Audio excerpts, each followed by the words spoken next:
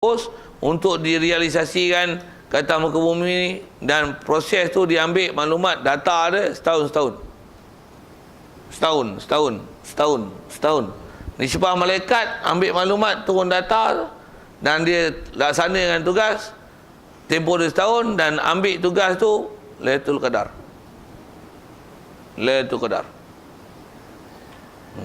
Nisbah malaikat ambil tugas dia Lailatul Qadar. Kat kita Lailatul Qadar nisbah ibadat. Baik. Yang disebut antara urusan itu adalah ajal, beranak, rezeki dan lain-lain lah. Apa lain-lain tu? Semua urusan kita. Pasal Allah Ta'ala memang jadikan ketua dia pada 4 malaikat ini, dan diserahkan pada mentadbirkannya pada 4 malaikat itulah Jibril, Mikail, Israfil, Israel. Lepas tu atas namanya mereka dikenali sebagai Ru'usul Malaikah, ketua malaikat. Dan ketua malaikat yang besar-besar memang 4 ni, Jibril, Mikail, Israfil, Israel. Nama pun il belakang. Jangan silap nama. Buat lawak sikit. Apa dia? Malaikat Israel. Israel bukan malaikat. Lagi ada Israel lah, malaikat Israel. Tak bisa dengar aku malaikat Israel. Pasal ada il kan. Saja saya sebut lawak gitu. Untuk tak rasa gila pun tak apalah, biarlah. Okey. Jangan silap tu. Baik.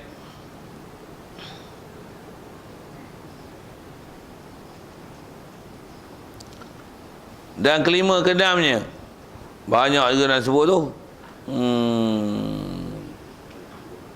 Habis ikut pasal ada benda yang senang je. Yang kelima keenamnya, daripada 10 malaikat itu ialah Munkar dan Nakir. Kerjanya soal orang yang mati. Dia ada bab panjang sikit nanti, insya-Allah dalam bab mati dia akan sebut.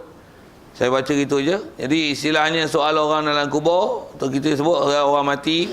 Soal orang yang dalam alam barzakh, namanya Munkar Nakir. Dan ketujuhnya dan kelapannya adalah Raqib dan Atid. Raqib dan Atid kerjanya menyurat pekerjaan tiap-tiap mukallaf hingga mengerang waktu sakit sekalipun disurat juga. Kitab ni pengarang ni tulis betul. Tengok sikit. Kok ada nak kena repair kita. Apa dia? Kita selalu faham Raqib Atid macam mana? Raqib tulis apa? Atid seorang baik, seorang tulis jahat Ya? Tak. Betul kan sikit tu. Cuma nasib baik akidah tu tak kufur je. Bukan seorang tulis baik, seorang tulis jahat. Tak, dua-dua menulis baik dan jahat. Dua-dua menulis tu disebut Raqib Atid, menyurat pekerjaan tiap-tiap mukallaf sehingga mengerang waktu sakit sekalipun disurat. Maksud surat ni ditulis juga. Apa saja yang keluar pada mulut kita nisbah tulis. Yang menulisnya ialah Raqib Atid, dan dia menulis bukanlah berpaksikan atas nama baik jahat, tak, bahkan dia istilahnya ada dua, setiap apa yang keluar pada mulut kita akan ada 2 saksi menulis, dan 2 saksi itu ialah Raqib Atid. Cuma kita dah terbiasa orang Melayu ni, Raqib menulis kebaikan, Atid menulis kejahatan. Tak? Kalau ikut umum dua-dua tu, Raqib Atid menulis, mencatat apa saja yang keluar pada mulut kita, baik jahat. Tu yang sehingga mengerang pun. Sepak-sepak batu ke, kita buat kerja apa, terkantuk kepala. Aduh pun dia tulis. Siapa tulis? Raqib Atid. Baik ke jahat tu? Baik jahat persoalan lain. Masalah tulis, Quran sebut macam ni, ma yalfidhu min qaulin illa ladaihi raqibun atid. Tidak ada yang berlafaz daripada perkataan qaul, maksudnya perkataan yang words yang kita pronounce ikut mulut kita, kita sebut dengan mulut kita, mesti ladaihi raqibun atid, Raqib Atid. Jadi Raqib Atid mencatat kedua, kebaikan kejahatan, jangan separate kan dia. Kalau masyhur kita tuan-tuan, kalau kita perhati kitab lama, dia akan tulis itu. Tuan-tuan baca kitab moden, macam mana tuan-tuan nak faham? Baca kitab lama macam ni. Tak tahu, pasal kitab moden ni memang tak perhati tuan, ada benda-benda silapan akidah. Cuma yang ni silap ni mujurlah tak jadi kufur. Kalau jadi mampu kita. Raqib atid, menyurat pekerjaan. Jadi apa saja yang kita keluar pada mulut semua dicatat. Hatta kalau kita mengerang tu panjang sikit, aduh, dia pun tulis panjang je lah. Cuma ejaan dia macam mana tanya saya.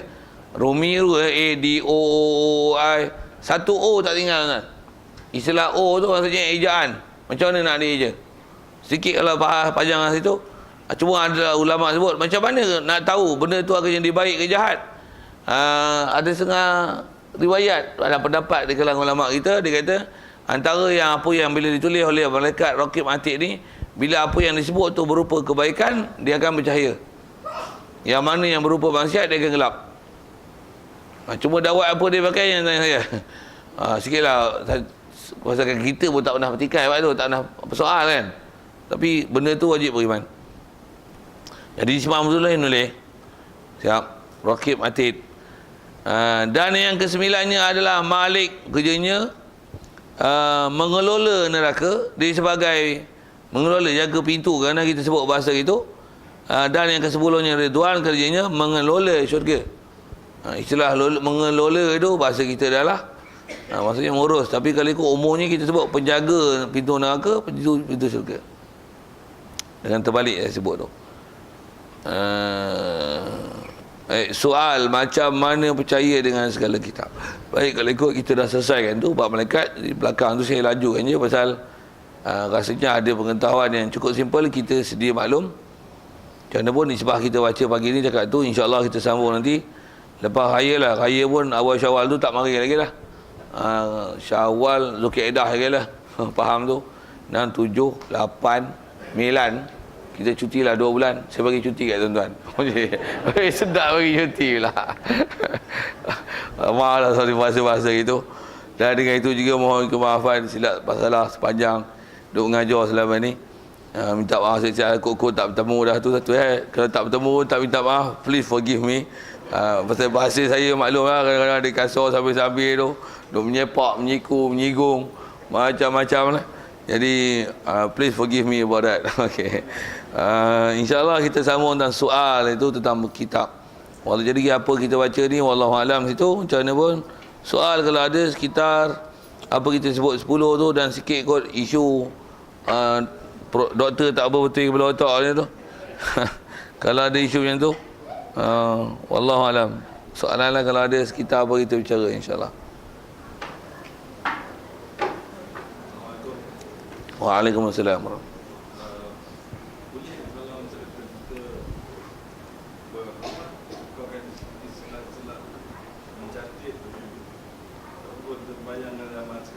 Merakam.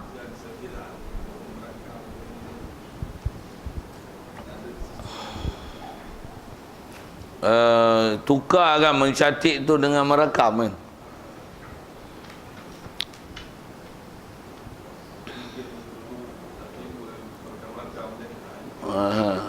Ya.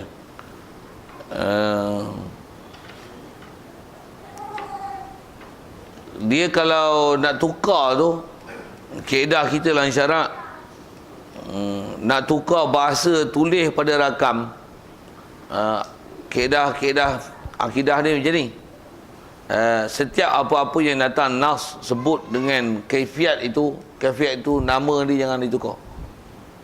Pasal kalau khusus kalau sebut Raqib Atid tadi, ayat Quran bunyi gini, ma yalfidhu min qaulin illa ladaihi raqibun atid. Sebut illa, melainkan ladaihi, di sisinya Raqib Atid, sebut dengan sisinya. Dia tak tulis, tak sebut, tak mention rakam ataupun tulis. Tapi ada ayat Quran lain disebut dengan kiraman katibin, disebut dengan bahasa kiraman katibin. Tu saya tak panjang tu, saya sebut ada benda yang common knowledge tu dah selesai kalau ikut akidahnya. Kiraman katibin ya'lamu nama taf'alun. Allahumma salli ala mana sebut tu. Cuma kiraman katibin ya'f'alun ya'lamu nama taf'alun. Yang tu dia tahu apa yang kamu kerjakan. Yang maksud tahu tu dicatat. Mana yang lupa. Tak ada sebut yaktubun tu. Pasal ada ndak sebut dengan yaktubun dengan tulis. Sebab saya nak sebut situ. Bila ada sebut dengan tulis, jadi menukarkan pada makna rakam. Kalau atas nak tukar pun, kaedah bahasanya disebut itu adalah bahasa majazi. Macam mana pun guna bahasa tulis, tak guna rakam. Pasal ada benda yang istilahnya rakam-rakam. Pasal bila rakam, bila alat kan. Tapi kalau ikut nisbah apa yang berlaku di padang mahsyar, dia bukan rakaman, dia ialah catatan. Sebut pun faman utiya fa'amman utiya kitabahu, datangkan buku catatan. Jadi catatan tu bukan rakaman. Buka tu bukan buka bunyi, buka gambar, tapi buka ialah tulisan. Jadi faham tulis tu, maka mereka ni menulis, mencatat. Jadi mencatat, bukan merakam. Itu kot pasal nak sebut, pasal kita bila menukar istilah apa benda yang warid syarak datang tu, takut nanti dia ada istilah yang tu yang dia boleh bawa salah akidah tu. Kalau ikut, tak usah tukar makna rakam. Kalau gunakan rakam pun atas istilah majazi, maksud sebut rakam maksudnya tulis dan catat. Tapi tak payah tulis catat. Tulis catat. Itu kot. Lain kalau ada. Waalaikumsalam. Ya. Yang dikatakan ada prosign. Oh. Boleh terkaitkan berbuat pada masalah ni. Oh, dia ada pihak, ada bab pekah kena bagi betul kepala otak sikit tentang umum balwa. Ni bukan umum balwa, ni umum barwa. Kalau saya guna bahasa itu. Dia di barwa orang Melayu, main babi yang makan bahasa Selamba je. Itu bukan umum balwa. Istilah umum balwa ni perkara yang tak dapat elak buat macam ni. Macam kita pun ada persekitaran kita tek burung. Tapi burung merpati kita tera ni tak dipanggil umum barwa lagi dah. Tak dipanggil umum balwa lagi. Istilah katalah umum balwa macam mana? Tu pun umum balwa ni dia macam ni. Burung merpati banyak sangat ataupun burung layang-layang banyak sangat. Pasal semua pakai buat sarang burung ni. Bila maghrib nak sembahyang, mesti kena tek burung. Pakai macam mana pun sampai terpaksa buat payung lah. Jangan sebutnya tak ada payung kan lagi. Oh, tek burung. Dan tidak akan ada orang yang tak kena tek burung. Baru ada tahap umum balwa. Itu istilah umum balwa. Tu kita umum balwa, maksudnya bala yang tak dapat nak elah. Itu umum balwa. Ini bukan umum balwa. Ini barwa. Pasal boleh kawal dan tak makan coklat ke beri itu mati ke? Tidak. Jadi barwa kalau makan. Sikitlah dengan bahasa itu. Jadi sajalah saya main bahasa balwa. Jadi umum balwa tu selalu kadang-kadang kita ada silap pekah tu, kita termudahkan sesuatu dengan istilah sikit umum balwa. Tak. Umum balwa dia ada dobit. Pasal kaedah dalam fiqh dia ada sebut macam ni. Ad-daruratu tuqaddaru biqadriha. Darurat hendaklah diqadarkan dengan qadarnya. Pasal istilah umum balwa ni dia istilah darurat ni. Masalah najis. Antara umumnya sebut dia pakai dalam bab najis lah. Bab najis dan sebagainya. Cuma dalam fiqh disebut macam ni, bila najis, takat mana najis itu dimaaf? Dia kata al-daruratu tuqaddaru biqadriha. Dia kata kesutukan, kemudaratan ni yang ada, dia akan diqadar mengikut hadnya, tera mana. Jadi dia taklah orang kata dibebas dan dibuka seluas-luasnya pintu umum balwa itu untuk melepaskan boleh makan benda-benda itu, ya tak? Di istilahnya, kalau saya sebut contoh tek burung, tek kelawar ni, tek burung layang ni, sampai tahap tu bawa ada istilah umum balwa. Kalau tak sampai tahap tu, tak ada ke? Tak ada ke? Maksudnya kalau katalah kita ni waktu maghrib tu kelawar dengan burung layang, dengan merpati, apa saja, sampai musim pula, musim hujan ada kekatu, sayap dia dan sebagainya.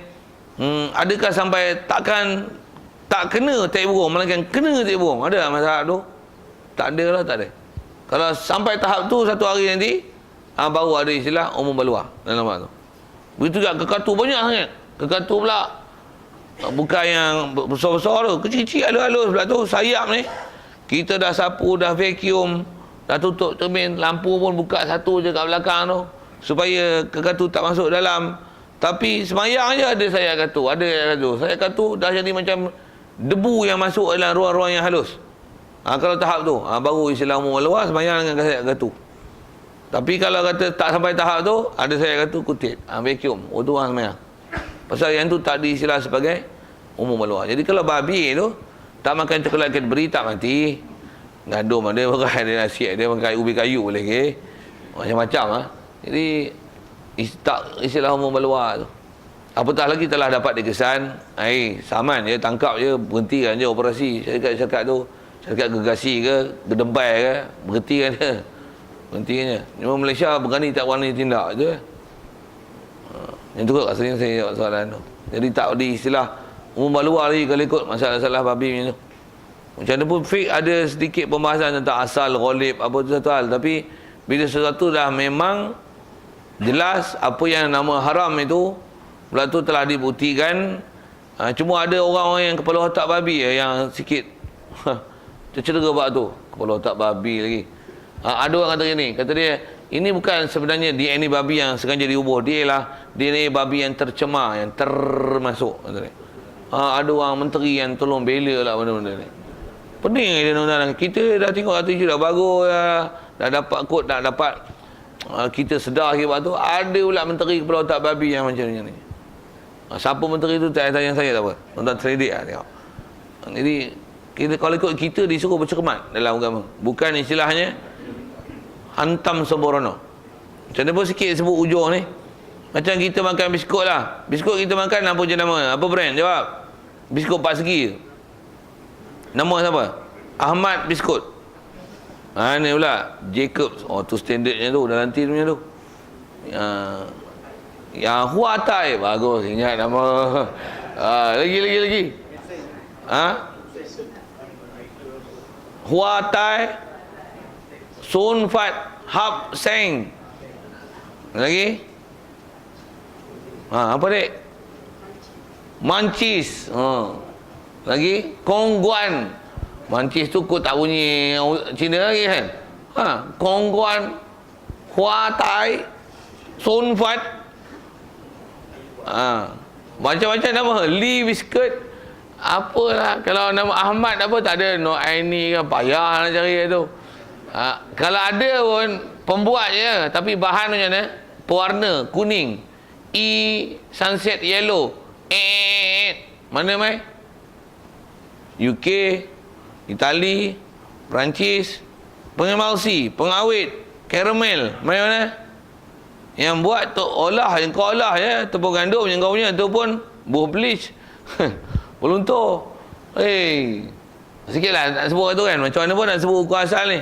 Boleh tak Mas Kam ikut 4 segi? Buah babi tak?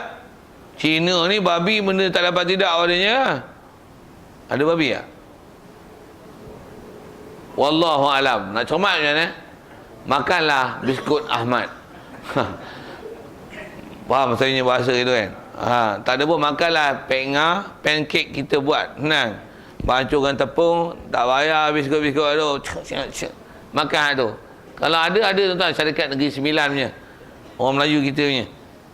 Nombor nak, tapi tak orang masuk, tuan-tuan pergi kat apa tu? Pergi nilai tu, tuan nak pergi nilai pula. Nak pergi, kita cari mana ni? Kat sini apa nama tu? Kohalal. Tapi tempat-tempat kohalal tu adalah barang-barang halal. Dia cari yang produk muslimnya. Jadi asal saya nak sebut ialah memang ghalibnya babi.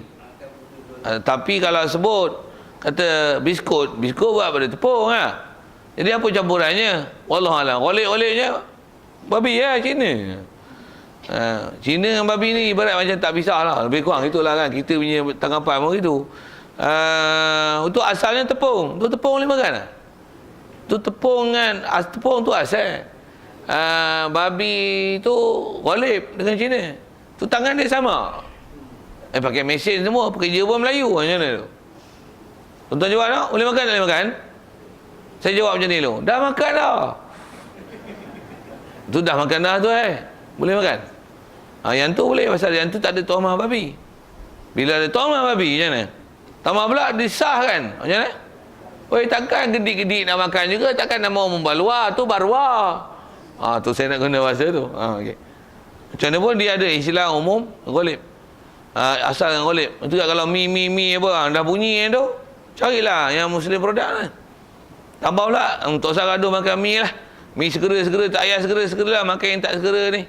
Dia kalau balik kalau saya nak sebut ni, Benda macam ni dia akan jadi bila kita telah meninggalkan proses makanan yang asal kat kita. Kita gaduh nak segera-segera, nak cepat. Segera dan sedap. Out. Bila kita balik masak, nanak, goreng, rebus, macam kita punya proses lalu. Makan kuih bahulu, bakar, kuih sepit, memang no problem. Ada masalahnya tu. Tepung beras pun tak ambil beras ni, beras beli kisar balik hari ni. Buat tosai, buat apa, buat capati, pakai kita proses ni. Confirm tak ada masalah. Yang jadi masalah macam ni, dia nak berniaga, buat awet, pengawasi, pewarna, penyedap, pelazat, penstabil, semua E kan. Saya kalau buat lawak sikit, tengok tulisan pun dia apa? E kan, dia punya E, pewarna E, semua E kan. E tu isyarat babi lah, jijik tu. Memang E tu pun bunyi macam mana? E. Cina kalau dia jual babi kering, dia panggil apa? Cio, lagi apa dia panggil? E.